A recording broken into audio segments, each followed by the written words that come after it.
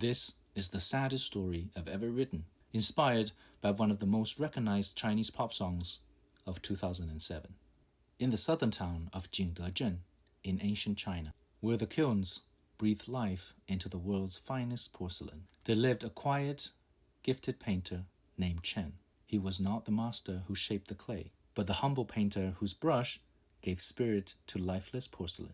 His hand brought forth blue and white peonies, willows swaying in spring wind, carp leaping from imagined waters, and scenes from the beautiful markets and people. One misty morning, while tending his stand in the marketplace, he saw a young, noble woman passing through.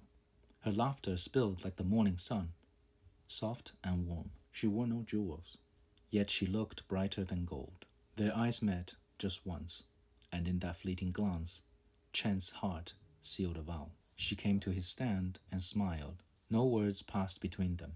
Chen, flustered, began showing her every piece of his work. She admired them politely, but shook her head. Then her hand paused over something small, a porcelain necklace. It was not for sale, but a personal piece Chen made for himself. She lifted it into the sunlight, gazing at its delicate drawing. When she tried to pay, he stopped her hand gently. "It's a gift," he whispered. Her smile in that moment etched itself into his soul. The next day, she was gone, like a passing wind, leaving his world overturned.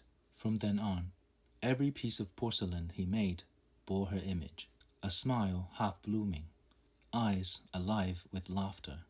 Through his art, she's always close, yet always beyond reach. Years passed. His fame grew. Scholars praised his work, calling his brushstrokes as fine as embroidery needles falling. Yet Chen grew lonelier. He waited as clear sky waits for rain, never knowing her name and never seeing her again. One spring, the governor's man came.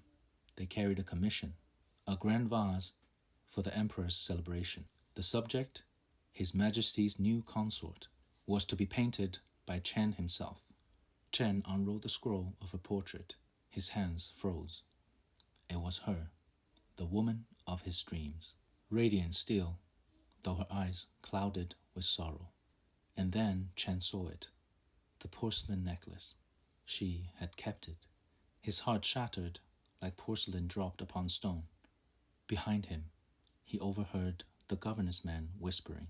Chen's portrait of this mysterious woman spread so far, so wide, that they reached the eyes of the emperor himself. Enchanted by the painted beauty, His Majesty had commanded the woman in the painting be found. It did not take long. She was taken and given as a gift to the emperor. Chen staggered and fell to the ground. He wept at life's cruelest twist. His own devotion, painted in cobalt blue, had delivered her into another man's hands. That night, sandalwood smoke curled from his lamp. Chen set down his brush next to an unfinished porcelain, just as he had so many times before. But this time, he never picked it up again, for his art had died, along with a love story that never got to begin. So, which Chinese pop song inspired this tragic love story, you might ask? 青花瓷。心只在冬天里，而我在哪里？炊烟袅袅升起，隔江千万里，在平地树根里放前朝的。